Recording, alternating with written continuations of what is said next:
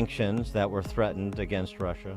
This is the beginning of a Russian invasion of Ukraine, as he indicated and asked permission to be able to do from his Duma. So let's begin to, I'm going to begin to impose sanctions in response far beyond the steps we and our allies and partners implemented in 2014. And if Russia goes further with this invasion, we stand prepared to go further as with sanctions. Who in the Lord's name does Putin think gives him the right to declare new so-called countries on territory that belong to his neighbors? This is a flagrant violation of international law and demands a firm response from the international community. This was Joe Biden in 2014 talking about the same Vlad Putin, ridiculing Mitt Romney and Republicans who suggested that Putin posed a serious threat to a stable international order. So, and the second thing is, Governor Romney's answer I thought was incredibly revealing. He acts like he thinks the Cold War is still on. Russia is still our major adversary. I don't know where he's been. I mean, we have disagreements with Russia, but they're united with us on Iran. The only way we're getting, one of only two ways we're getting material into Afghanistan to our troops is through Russia. They are working closely with us. They've just said to Europe, if there is an oil shutdown in any way in the Gulf, they'll consider increasing oil supplies to Europe. This is not 1956. You know, it's not 1956. Yeah. Editorial in the Wall Street Journal. With Russia's invasion of Ukraine, a new Cold War arrives. Joe Biden continues his stellar record of never getting anything right and never recognizing threats for what they are in the space in which he's supposed to be an expert. That was the value add of Joe Biden in all the times he ran for president, including the last time. He's a steady hand. He's been around the block. He knows all these players. He understands international organizations. And of course, if he's elected, that's the last thing Vlad Putin wants. Folks, you hear the news. Once again, Putin and the Russians are trying to engage in our elections and decide who the president's going to be. And this time I'm the object of their attention. Because Putin knows if I am president of the United States, his days of tyranny and trying to intimidate the United States and those in Eastern Europe are over. They don't seem to be over. For more on the topic, we're pleased to be joined by, Ivana?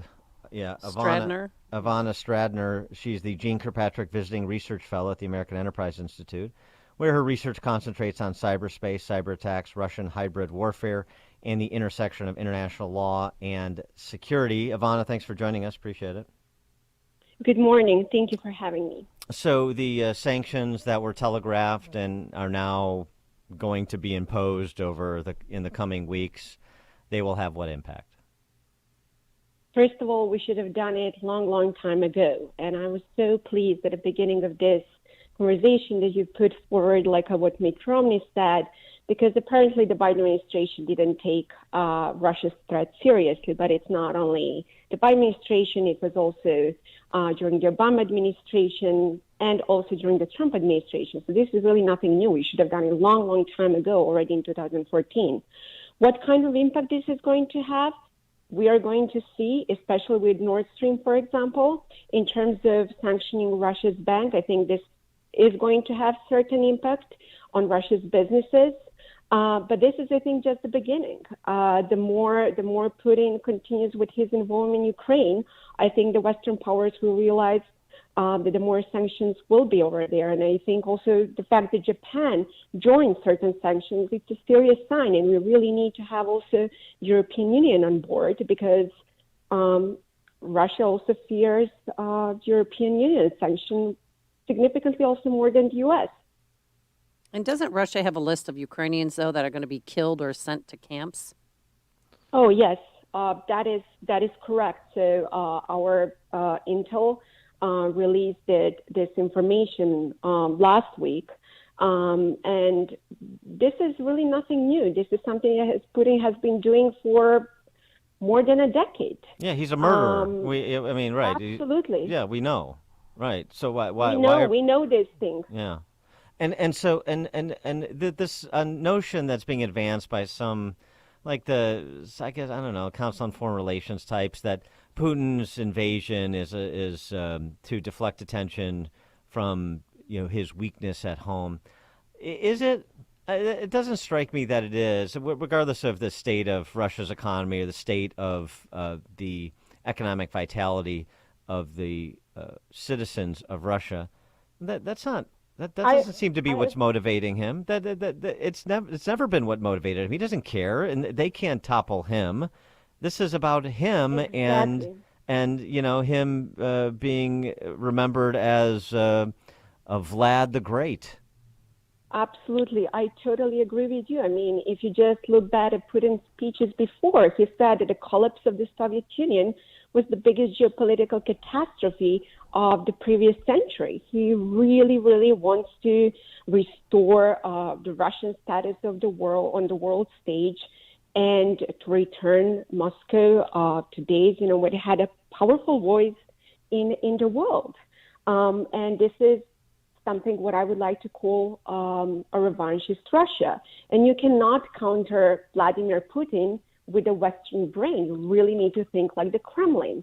And you're absolutely right. People over there, they don't have, even though allegedly they do go and vote, but there is not a real opposition there. So, and he doesn't really care about his people to begin with. Yeah, exactly. Because and you cannot really, you do not have something that is called like an audience cost for something like that.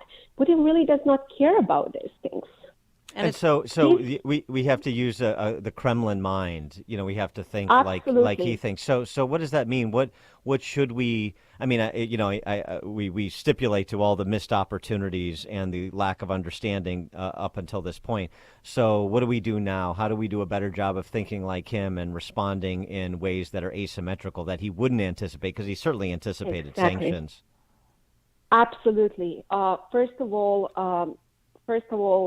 we need to, and I think we are on the right track to put Germany and France on the same on the board, because I think what Germany and France have been doing for more than a decade was absolutely disgraceful when it comes to Russia. And primarily, Russia is a European problem. I'm very pleased to see also the United Kingdom taking the lead over there and arming Ukraine. So what we can do from here, look, nobody expects the United States to send troops over there. What we need to do, we need to arm Ukraine. We need to provide them with intelligence and absolutely make sure, also to protect ourselves from Russia's asymmetric threat. And I would really like to see even more talk about that, because Russia will certainly retaliate from our efforts to prevent Putin's plans. Yeah, but Putin doesn't anticipate we're going to continue doing what we've been doing. The West is going to continue doing what we've been doing, which is providing arms and intelligence to the Ukrainians. How does that change the balance here?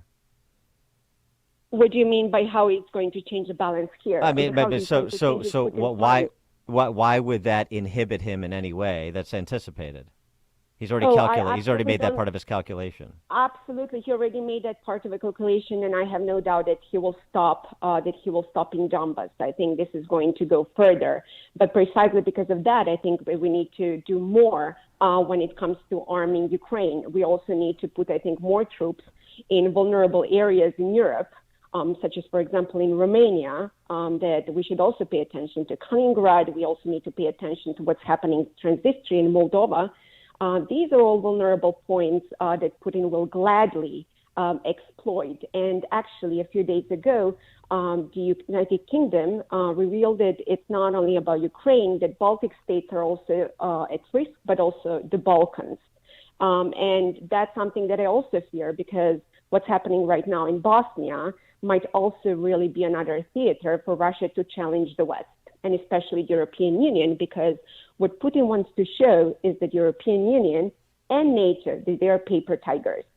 Yeah, but I mean, if he tries to, take over all of Ukraine and then say Estonia, the UN should get involved, and don't you think American troops should get involved? When it comes to the United States troops, certainly I have no doubt that we will be involved if there is any threat to NATO member states. And this is precisely why we need to take certain precautionary measures when it comes to Russia's threat to NATO countries. When it comes to the United Nations, what you mentioned, I do not have lots of hopes for what the United Yeah. Nations can do. I mean, frankly, It's a punchline. because I mean, absolutely. I mean, you just really have to think about the way that Russia is doing right now with allegedly peacekeeping missions. I mean, this is absolutely an assault to international system and international liberal order. So, and when it comes to the United Nations, don't forget that Russia has a veto power in the United Nations Security Council. And what Russia already did, this is a clear violation of international law. And what happened so far in the United Nations, just pure condemnation, and that's it. Noah Rothman, writing in Commentary Magazine, he's a bit of a neocon.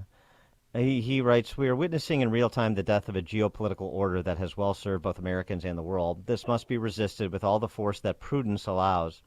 Resistance won't come without sacrifice, but it's a sacrifice we all must be asked to make if we're going to preserve the world our parents and grandparents struggled to bequeath us."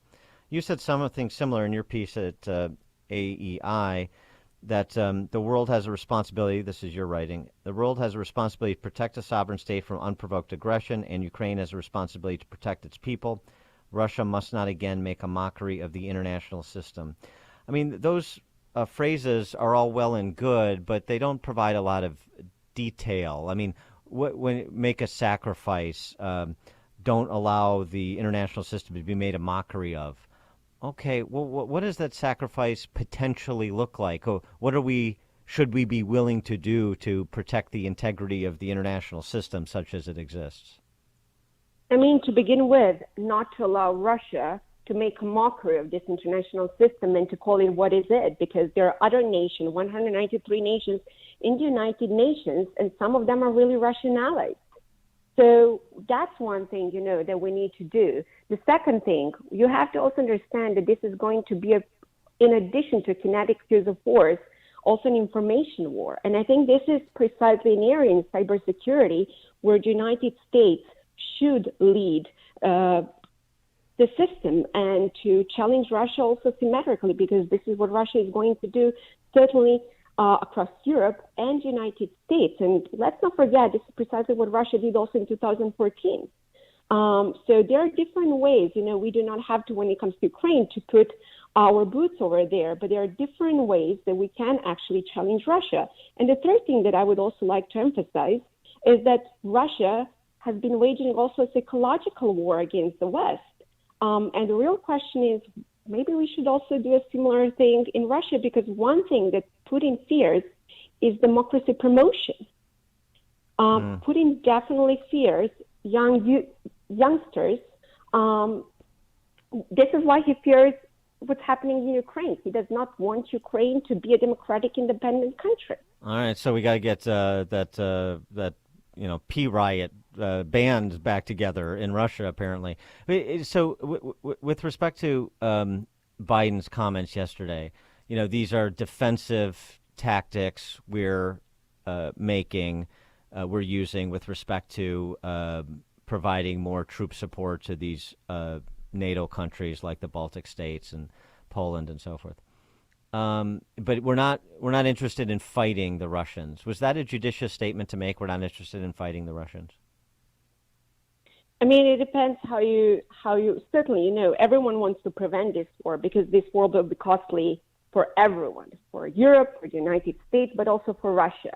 And certainly this is a sort of a deterrence effect. And Putin knows this thing, because Putin, I think he did not even expect Europe and the United States to be aligned on this issue. He did not probably even expect our troops to be very close back in the Baltics or back in Romania. So I think this is sort of a good deterrent effect. But one thing that struck me yesterday about Biden's speech, when he said this is the beginning of Russian invasion of Ukraine, I mean, this has been around since 2014. I'm not sure that this is the beginning. Yeah, it's not, but it clearly isn't the beginning. Yeah, but again, Joe Biden's grasp of history, even his own, is limited, as we've seen.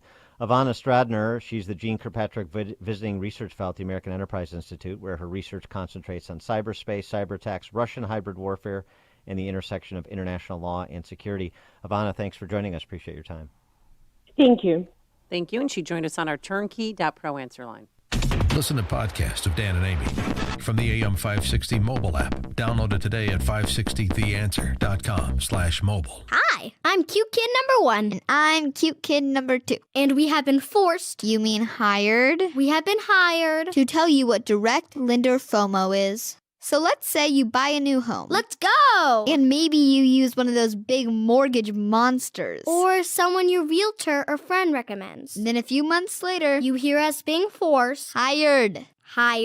To tell you about our mortgage team's direct lender advantage. And then you feel like you missed out. Because you probably did miss out. And that is direct lender FOMO. And that's a wrap. It's Ryan, and our mortgage team is an arm of a bigger company who is a direct lender, which means